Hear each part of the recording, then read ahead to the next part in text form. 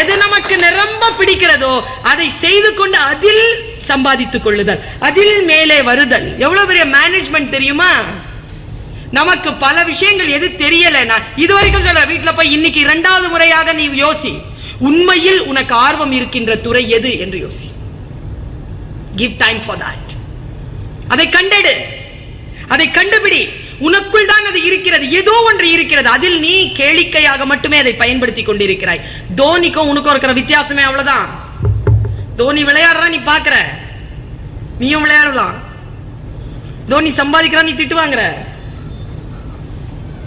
தோனி புகழ் பெறான், தோனி பயணம் போறான், நீ புலி முட்டை போய் ஒரே இடத்துல உட்கார்ந்து நான் உன்னை பாக்குற. கிளம்புங்கிற, ஆடு, நின்று ஜெயித்தல், அதற்குள் போதல். பல நேரங்களில் நமக்கான விஷயங்கள் நமக்கு முன்னாலே இருக்கின்ற பொழுது பல நேரங்களில் நமக்கு அது புரிவதே இல்லை. அதை புரிந்து கொள்ள வேண்டும் என்கின்ற ஒரு விஷயத்தை சொல்லி நான் நிறைவு செய்கிறேன். எனக்கு ரொம்ப எப்பவுமே வாழ்க்கையை மாற்றி போடுவது என்பது சிந்தனை தான். சிந்தனை இல்லைன்னு வச்சுக்கோங்களேன், ரசனை இல்லைன்னு வச்சுக்கோங்களேன், லைஃப்ல ஒரு அளவுக்கு மேல போர் அடிச்சிரும் மேடம். மிகப்பெரிய விஷயம் எது அப்படின்னு பார்த்தா 17 வயதுல இருந்து 25 வயசு வரைக்கும் என்ன பண்றீங்க? 25 வயசுக்கு மேல என்ன பண்ணணுமோ அதுக்கான பிளானிங் பண்றீங்க. சரி, அது பண்ணியாச்சு. அப்புறம் 45க்கு அப்புறம் என்ன பண்ண போறீங்க? 60க்கு அப்புறம் என்ன பண்ண போறீங்க? We don't have any plan. We don't have any plan. வெளிநாடுகள்ல இருக்க அந்த பிளான் நமக்கு தான் இளமையை மட்டும் தான் பிளானிங் ஆக வைத்திருக்கிறோமே தவிர அடுத்த கட்டத்திற்கான பிளானிங் நம்ம கிட்ட இல்ல. இப்போ தெரிந்த அந்த பிளானிங் நீங்க ஆரம்பிங்க. ஆஃப்டர் 45 நீ என்ன பண்ண போறேன்னு இப்போ முடிவு பண்ணிடு. இன்னும் 20 இயர்ஸ் இருக்கு உங்க கையில. 20 இயர்ஸ் இருக்கு. 20 இயர்ஸ்ல இப்ப முடிவு பண்ணு. நான் பிரான்ஸ் சொன்னேன் இல்லையா, நெப்போலியன் ரொம்ப பிடிக்காங்க. என்ன எதுக்கு பேர் வச்சிருக்கான் பாத்தியா நம்ம ஊர்ல? அதுக்கு அவன் கொல்லணும் இவனுங்களை. என்ன சொல்றது நானு? எவ்வளவு ஒரு வீரன் தெரியுமா அவன்? அவனுடைய வீரத்தை பத்தி எல்லாம் நாம அங்க போகும்பொழுது மேல கொண்டு போய் காட்டினாங்க அவனுடைய சமாதிய. அவன் நீச்சல் தெரியாது தெரியுமா? நீச்சல் தெரியாது. அவங்க கிட்ட கேட்டாங்களாம், உனக்கு நீச்சல் தெரியாது, நீ கத்துக்கலாமே. சனியன் சொன்ன பதில பாருங்க, நான் சுறாக்கள் இல்லாத ஆழ்கடலில் நீச்சல் பழகுவதில்லை. நீச்சலே தெரியாது, எங்க நீச்சல் பழகுவானா? என்னத்துக்கு சொராக்கு போற நீ? முதல்ல கடலுக்கு வா, அதுவும் ஆழ்கடல்ல. ஆழ்கடலே பயங்கரம். அதுல வந்து சொரா இருந்தாதான் அவன் நீச்சல் பழகுவான். என்ன ரிஸ்க் டேக்கிங் மேன் தெரியுமா அவன்? 9th ஸ்டாண்டர்ட் பாய் மாதிரி இருக்கிறாங்க. இத்தனோண்டு தான் இருக்கிறான், 4 அடி. அவனுடைய ட்ரெஸ் பாத்தீங்கன்னா தெரியும், வெர்சாயில் பேலஸ்ல வச்சிருக்கான். மேல கொண்டு போய் காட்டினாங்க. எப்படி செத்தான்னு கேட்டேன். பகைவர்களால் கொல்லப்பட்டான், இந்த நாட்டில் சாகல, அயல் நாட்டில் செத்தான். 100 வருஷம் கழிச்சு அவனுடைய அஸ்தியை கொண்டு வந்து இங்க புதைச்சிருக்கான், சீன் நதி கரையில. ஏறி பாக்குற மேல இவ்வளவு பெரிய ஹால், சுத்தி 9 தேவதைகள் ரீத்வெல்ல கையில வச்சுட்டு இப்படி நிக்குதுங்க. பியானோ மாதிரி கிடக்குது அவனுடைய சமாதி. மேல இருந்துதான் காட்டுறாங்க. பாத்துட்டேன். கீழே போகணுமான்னு கேட்டாங்க. ஆமான்னு கேட்டேன். கீழே போனா கீழே கார் பார்க்கிங் கீழே தான். அட பாவிகளா, கார் பார்க்கிங் இங்க இருக்குது. விட்ட உடனே உள்ள வந்து சமாதியை பார்த்துட்டு போயிருக்கலாம்ல, எதுக்கு நீ ஃபர்ஸ்ட் ஃப்ளோர் கூட்டு வந்த அப்படின்னு அவன் சொல்றான். என் மன்னனுடைய சமாதியை முதலில் தலை வணங்கித்தான் எல்லோரும் பார்க்க வேண்டும், பிறகுதான் நேரடியாக பார்க்கலாம். இது எங்கள் நாட்டின் சட்டம்ங்கிறாங்க. அவன் எவ்வளவு நேசிக்கிறான் பாருங்க அவனை. அந்த யார் மாவீரன் அப்படிங்கிற பேர் அவனுக்கு எதுக்கு வந்தது? ரிஸ்க். உங்களுக்கு தெரிஞ்சிருக்கும், பல நேரங்களில் எல்லோரும் சொல்லி இருப்பார்கள். குதிரை ஓட்டிக்கிட்டே போறான், முன்னால டனல் 18 அடி. தண்ணில விழுந்தா செத்துருவான். தண்ணில விழுந்து சாக அவனுக்கு விருப்பம் இல்ல. போர் வீரர்கள் முதுகுல குத்திடுவாங்க, அதுலயும் விருப்பம் இல்ல. இந்த 18 அடியை தாண்டணும். குதிரை 10 அடி தான் தாண்டும். முடிவு பண்ணாங்க, அவன் இந்த போர் வீரர்களாலும் சாகல, தண்ணிலையும் சாகல, தப்பிச்சுட்டான். எப்படின்னா 10 அடி குதிரையை தாண்டனான், குதிரையிலிருந்து 8 அடி தாண்டிட்டான். அங்கேயே குதிரையை விட்டு தாண்டிட்டான். அதான் நெப்போலியன். காலையில எழுந்திரிச்ச உடனே ஒரு அல்ஜிப்ரா கணக்கு போட்டுட்டு தான் அவைக்க வருவானா, மைண்டை ஷார்ப் பண்ணணும்ட்டு. நாம எப்படி மைண்டை ஷார்ப் பண்றதுக்காக என்ன பண்றோம்? காலையில ராத்திரி 12 மணி 1 மணி வரைக்கும் மைண்டை வந்து டயர்ட் பண்ணிட்டு காலையில ஹேங் ஓவர்ல தானே நம்ம வந்து எந்திரிக்கிறோமே. எங்க இருக்குது நமக்கு? நான் ஒண்ணு சொல்றேங்க, ஆக மோசமான ஒரு ஒரு சிண்ட்ரோம் நம்ம தலைமுறைக்கு வந்து இருக்கிறது செல்போன். செல்போனை வந்து ஜஸ்ட் சுவிட்ச் ஆஃப் at 10 o'clock. அதை விட மிக முக்கியமானது உங்களுடைய ஹெல்த், உங்களுடைய ஃபேமிலி, உங்களுடைய திங்கிங். ரீடிங், புக் ஏதாவது ரீட் பண்ணுங்க. ஒரு half an hour 1 hour படுத்துருங்க, தூக்கி போடுங்க. அதை நான் சொல்றேன், இந்த இந்த செல்போன் அப்படிங்கிற ஒரு விஷயத்தை யார் ஒருவர் நான் ஜெயிக்கிறேங்க. நான் உண்மையாவே, that is my office. I consider my phone as my office. She is my secretary. அவகிட்ட கேட்டா எனக்கு எல்லாம் கிடைக்கும். அந்த தேவைகள் இருக்கிற வரைக்கும் தான் அவள் என்னோட இருப்பா. இல்லைன்னா தூக்கி அவளை பேக்ல போட்டு வச்சிருவேன். மறுபடியும் என்ன அவசரமா இருக்க போது, ஃபேமிலி மெம்பர்ஸ் கிட்ட இருக்கிறாங்க, அவ்வளவு ரோட்ல அவனும் செத்து விழுந்து கிடக்குறான். இப்ப நான் எனக்கு போன் வந்து நான் எழுந்திருச்சு போறதுக்குள்ள அங்க யார் பக்கத்துல இருப்பாங்க, அவங்க தானே காப்பாற்ற முடியும். அதுக்கு ஒரு 15-20 மினிட்ஸ் ஆகும். அது ஒண்ணு, ராத்திரி எல்லாமா நம்மள வந்து யாரோ ஒருத்தவங்க கூப்பிட்டுருவாங்கன்னு இந்த கம்யூனிகேஷன், அந்த அந்த அந்த சினாரியோ, அந்த புரிதலை கொஞ்சம் நாம வந்து க்ளோஸ் பண்ணி வைப்போம். Phone is not for conversation, please girls and boys too. It is for communication. We converse. அவ்வளவு பேச்சு, chatting. என்னடா பண்ற ஆரம்பிச்சிருச்சு. 3 மணி நேரம் காலி. அது முடிகிற வரைக்கும் முடிஞ்சது. Don't give that much time to that. தூக்கி ஒரு டைம்ல வந்து அதை தூக்கி, நான் சொன்னல வேதனைகளை வந்து ஒரு ரூம்ல போட்டு மூடிட்டு எப்படி அந்த வேதனைக்குன்ட்டு ஒரு half an hour நம்ம டெய்லி தரமோ, அந்த மாதிரி அதுக்குன்ட்டு ஒரு 1 hour 2 hour தாங்க, அவ்வளவுதான். Don't give your life. Don't give your life.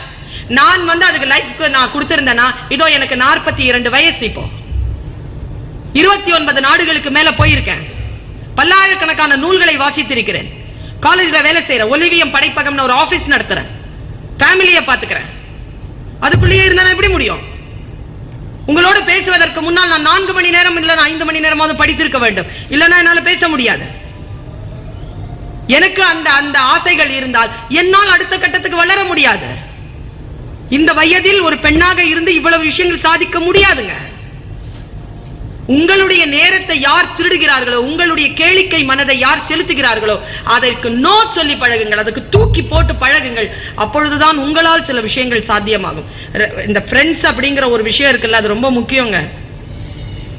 ரொம்ப ஜாக்கிரதையா இருக்கணும். அவங்க கிட்ட குடிகாரங்க மாதிரி கெடுத்துருவாங்க நம்மள. அப்போதான் அவங்களுக்கு வந்து சில பேர் வந்து தனிமையில் இருப்பதற்கு அச்சப்படுப்பவர்கள் தான் போனோடு இருக்கிறார்கள், தெரியுமா?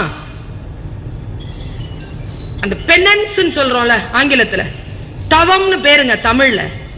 எவ்வளவு ஏகாந்தம், எவ்வளவு சுகமானது தெரியுமா? நீங்க இப்ப நான் வந்து மரண வேதனைக்கு இப்ப கூட்டிட்டு போய் இப்படி கூட்டிட்டு வந்துட முடியும். கண்ண முடியும், 2 நிமிஷம் உட்காருன்னு சொன்னா போதும், பின்னி எடுத்துரும் உடம்பு, படபடப்பு வந்துடும், பயம் வந்துடும். அமைதியாக 3 நிமிடங்கள் உட்கார முடியுதா உன்னால்? செல்போன் இல்லாமல் ஒரு 3 மணி நேரம், 9 to 1 மணி வரைக்கும் நோ செல்போன். ஆபீஸ்க்குள்ள நுழைஞ்சிட்டியா, தூக்கி போட்டுரு. லஞ்ச் டைம்ல எடுத்து பாரு, சொல்லிடு எல்லார்கிட்டையும். ஏதாவது அவசரம்னா என்னுடைய லேண்ட்லைனுக்கு வந்து செக்ரட்டரி கிட்ட சொல்லுங்க, ரொம்ப அவசரம்னா. இல்லைன்னா 1 மணிக்கு மேல 1 to 2 ஃப்ரீயா இருப்பேன், அப்ப பேசுங்க. இல்ல சாயந்தரம் 6 மணிக்கு மேல 6 to 8 ஃப்ரீயா இருப்பேன். 8 o'clock என்னுடைய personal and family time. You plan your day. இப்ப நம்ம ஊர் மாதிரி இல்லைங்க வெளிநாட்டுல எல்லாம். ஜப்பானுக்கு போய் பாருங்க, அவன் தாங்க கண்டுபிடிச்சான் போன, அவன் கையில போன் இல்ல. நீங்க ஜப்பானுக்கு போங்க, நான் சொல்றதெல்லாம் நான் வாபஸ் வாங்கிக்கிறேன், காது அறுத்துக்கிறேன். எந்த ஒரு மனிதனும் தெருவில் செல்லுகின்ற பொழுது செல்போனை பயன்படுத்துவதில்லை. யாருமே ட்ரெயின்ல இருக்கும்போது செல்போனை பயன்படுத்துவதில்லை. சைலண்டா உட்காராங்க. செல்போனில் பேசுவது முன்னால் இருக்கின்றவர்களுக்கு அவர்கள் தரும் அவமரியாதையாக கருதுகிறார்கள். இந்த சிம்பிள் டிசிப்ளின் நீங்க ஆபீஸ் வைக்கும் போது உங்களுடைய ஆபீஸ்ல இருக்கிறவங்களுக்கும் இதுதான். நீங்கள் எப்படி இருக்கிறீர்களோ அப்படித்தான் உங்களுடைய ஆபீஸ்ல இருக்கிறவங்களும் இருப்பாங்க. நான் ஒரு செய்தியோடு எனக்கு புத்தன் ரொம்ப பிடிக்குங்க. என்ன காரணத்திற்காக புத்தன் பிடிக்கும்னா, புத்தன் இஸ் கிளாரிட்டி. புத்தா அப்படினால கிளாரிட்டி. என்ன நினைக்கிறோமோ அதுல ஒரு கிளாரிட்டி. இப்போ ஒரு கிளாரிட்டியான ஒரு விஷயத்தை நான் கடத்திட்டு போயிடுறேன். It's a take way take home message. உன் வாழ்க்கைக்கு நீ பாக்கெட்ல போட்டுட்டு போகலாம். ஒருவேளை உன்னுடைய மூத்த சகோதரியாக இருக்கக்கூடிய நான் அந்த ஒரு விழிப்புணர்வு வருவதற்கு இந்த சொல் காரணமாக இருந்தால், எல்லா புகழும் இறைவனுக்கே மாதிரி இந்த விஷயத்தை சொன்னது ஓஷோ. ஓஷோவுக்கே போகும். ஓஷோவை படிக்கிறேன். Clarity, very clarity. தாட்ஸ்ல கிளாரிட்டி இருக்கிறவங்கள எனக்கு ரொம்ப பிடிக்கும். தெளிவுறவே அறிந்திடுதல், அதனால தான் ஆரம்பிச்சேன் நான். அறிவில் தெளிவு என்கிறான் பாரதி. தெளிவு இருந்தால்தான், அறிவு பெரிய விஷயம் இல்ல, தெளிவு. பாருங்க, புத்தா உட்கார்ந்திருக்கான். எனக்கு புத்தனை ரொம்ப பிடிக்கும். ஏன் தெரியுமா? பெரியவங்களுக்கு தெரியும். Buddha is a teacher. யார் டீச்சர் தெரியுமா? Teacher can inspire. She or he can inspire. அவ்வளவுதான். எதுவும் சொல்லி தந்துட முடியாதுங்க யாருக்கும். என்ன சொல்லி தந்துட முடியும்? I can inspire, அவ்வளவுதான். அது என் வாழ்க்கையில் நிகழ்கிறதா என்பதுதான் என் வெற்றி தோல்வி. பாருங்க, புத்தனை ஏன் எனக்கு பிடிக்கும்னா, புத்தன் மட்டும்தான் சொன்னான். புத்தன் காட்டிய வழியில் நீ நடக்க விடாமல் உன்னை தடுப்பதற்கு புத்தன் வந்தால். எவ்வளவு நல்ல வார்த்தை இல்ல? புத்தன் காட்டிய வழியில் நீ நடக்க விடாமல் உன்னை தடுக்க புத்தனே வந்தால் நீ அந்த புத்தனை கொலை செய்யலாம். இந்த டிட்டர்மினேஷன் தான், இந்த கமிட்மெண்ட் தான் புத்தன். இந்த புத்தன் உட்கார்ந்திருக்கான். ஒரு வாட்டி ஓஷோ எழுதுறார் இந்த விஷயத்தை. ஒரு முன்னால ஒருத்தன் வந்தானா, 3 மெசேஜ் இருக்கியா இதுல, அவங்க வயசுக்கு ஏத்த மாதிரி அந்த மெசேஜ் எடுத்துட்டு போங்க. புத்தன் உட்கார்ந்து இருக்கிறான். முன்னால் ஒருத்தன் வந்தான், காரி துப்புனா. புத்தன் தொடச்சுக்கிட்டான். தொடச்சுக்கிட்டு ஒரே வார்த்தை கேட்டான், வாட் நெக்ஸ்ட்? இது ஒரு மெசேஜ். நம்மளை யாராவது அப்படி செஞ்சிட முடியுமா? என்ன சார் நாயோட வாக்கிங்கா? ஏன் பார்த்தா எப்படி தெரியுது? ஏன் சார் கோவப்படுற? உங்ககிட்டயா கேட்டேன்? நாய் கிட்ட தானே கேட்டேன். அவ்வளவுதான், முடிஞ்சது கதை. நாசமா போகும்ல சாயந்தரம் வரைக்கும். நமக்கு என்ன நாயின்ட்டானே, என்ன அவன் நியாயமா தானே கேட்டான், ஆமான்ட்டு போக வேண்டியது தானே. நீ அவனை பிராண்ட, அவன் உன்ன பிராண்ட. இப்படியா இருக்க? கோபம் என்பது யாரோ செய்த குற்றத்திற்கு நமக்கு நாமே தரும் தண்டனை. சொல்ல வீட்டுல போய் யோசிச்சு பாரு. யாரோ செய்யும் குற்றத்திற்கு நமக்கு நாமே கொடுத்துக் கொள்ளும் தண்டனை கோபம். கோபப்படவே இல்லை புத்தன். தொடச்சிட்டு வாட் நெக்ஸ்ட் அப்படின்னா அவன் மறுபடியும். ஆனந்தனுக்கு கோவம் வந்துருச்சு. எழுந்து அடிக்க போனான். ஆனந்தனை பார்த்து புத்தன் சொன்னா, புத்தா, ஆனந்தா உட்கார். வந்தவனுக்கு நான் யார் என்று தெரியாது, உனக்கு தெரியும் இல்லையா? இரண்டாவது மெசேஜ். வந்தவனுக்கு நான் யார் என்று தெரியாது ஆனந்தா.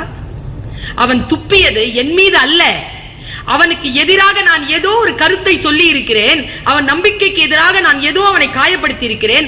அந்த கருத்தின் மீது தான் அவன் துப்பினானே தவிர என் மீது அவன் துப்பவில்லை. முடிஞ்சு. तारीख ने माजी के और दौर भी देखे हैं, लम्हों ने खता की थी, सदियों ने सजा पाई. உருதுல ஒரு கவிதை. காலம் எனும் பேரேடு தன்னுடைய வாழ்க்கையில் பெரிய ரகசியத்தை எழுதி வைத்திருக்கிறதாம்.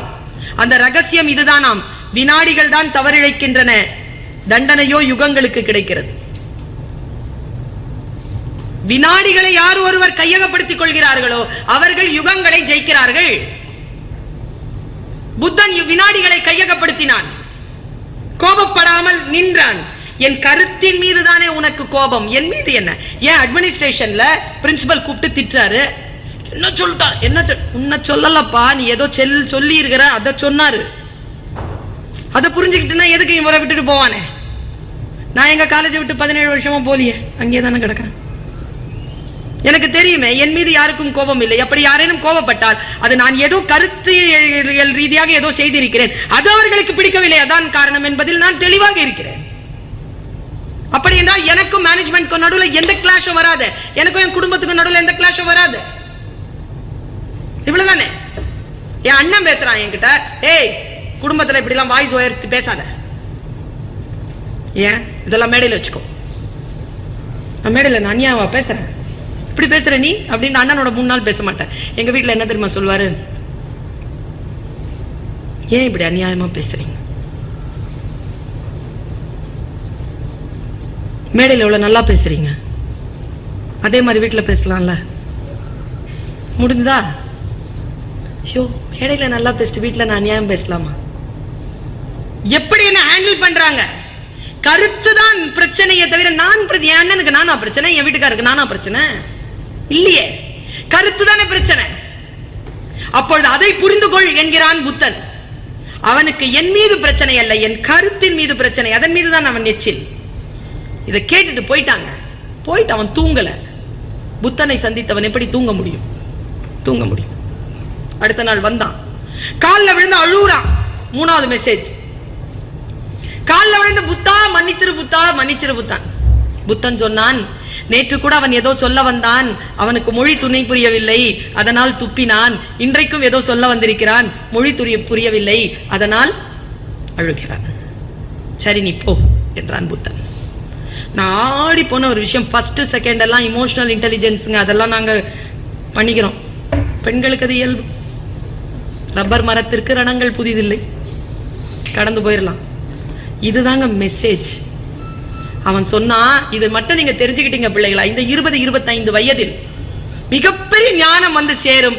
யாரையும் காயப்படுத்தாமல், யார் மீதும் காயங்களை ஏற்படுத்தாமல் வாழ்க்கையில் நாம் கடந்து ஜெயித்தபடி போய்கொண்டே இருக்கலாம். நம்மை பார்த்து எல்லோரும் வருவார்கள், நம்மிடத்தில் எல்லோரும் ஆசையாகவும் அன்பாகவும் இருப்பார்கள். நாம் யாருக்கும் பகை இல்லாமல் வாழ்ந்து அப்படி தெளிஞ்சிட்டு போயிடலாம். இதுதான் செய்தி. அவன் சொன்னான் கடைசியாக, நீ போ புத்தா, என்னை மன்னித்து விடு புத்தா. புத்தன் சொன்னான், உன்னை என்னால் மன்னிக்க முடியாதப்பா. கொஞ்சம் நினைச்சு பாருங்க, புத்தனா மன்னிக்க தெரியாதவன் புத்தன் இப்படி சொல்லலாமா? புத்தன் அதற்கு நியாயம் சொன்னான். ஏன் அப்படின்னு கேட்டான் அந்த பையன், ஏன் என்னை மன்னிக்க முடியாது? புத்தன் சொன்ன பதில், ஞானம் இருக்கின்றவர்கள் புரிந்து கொள்ளுங்கள். அவன் சொன்னா, நீ துப்பியது நேற்று, இன்றைக்கு 24 மணி நேரம் கடந்து விட்டது. எத்தனையோ அனுபவங்கள் என்னை வந்து சேர்ந்து விட்டது. நேற்று இருந்த புத்தன் இன்றைக்கு இல்லை, இன்றைக்கு நான் புதிதாக இருக்கிறேன். நான் ஓடிக்கொண்டிருக்கும் கங்கை ஆறு, நீ துப்பிய நீர் கடலில் கலந்து விட்டது. இப்பொழுது ஓடிக்கொண்டிருப்பது புதிய நீர், இதுவும் கடந்து போகும், போய் வா என்றான். இவ்வளவுதாங்க வாழ்க்கையில் நாம் புரிந்து கொள்ளக்கூடிய விஷயம். ஆறாத ரணங்களையும் ஆபாசமான எண்ணங்களையும் குறைகளையும் சுமந்து கொண்டு செல்லுகின்ற வரைக்கும் வாழ்க்கை வசதியானது இல்லை. இதோ இந்த வினாடி பிறந்திருக்கிறோம், இதோ இந்த வினாடி நம் கையில் கிடைத்திருக்கிறது. அந்த வினாடியை முழுமையாக அவேர்னஸ், விழிப்புணர்வோடு வாழ்ந்து அடுத்த வினாடிக்கான அந்த வாய்ப்பை ஏற்படுத்துகின்ற சூழல் அமைகிறதா? அப்படி அமைந்தால் அந்த வினாடியையும் அந்த விழிப்புணர்வோடு வாழ்ந்து கடப்பதுதான் நம்முடைய வாழ்க்கையாக இருக்க வேண்டும் என்று சொல்லிக்கொண்டு, அடுத்த முறை நான் உங்களை சந்திப்பேன். ஆனால் அந்த சந்திப்பு நிச்சயமாக வேறு ஒரு சிகரத்தின் உச்சத்தில் நிகழ வேண்டும். தனித்தனியாக சந்தித்தாலும் பரவாயில்லை, ஒட்டுமொத்தமாக சந்தித்தாலும் பரவாயில்லை. அடுத்த கட்டத்திற்கு வாழ்க்கை உயர்ந்திருக்க வேண்டும் என்கின்ற ஒரே ஒரு கோரிக்கையை வைத்து வாய்ப்பளித்தமைக்கு நன்றி.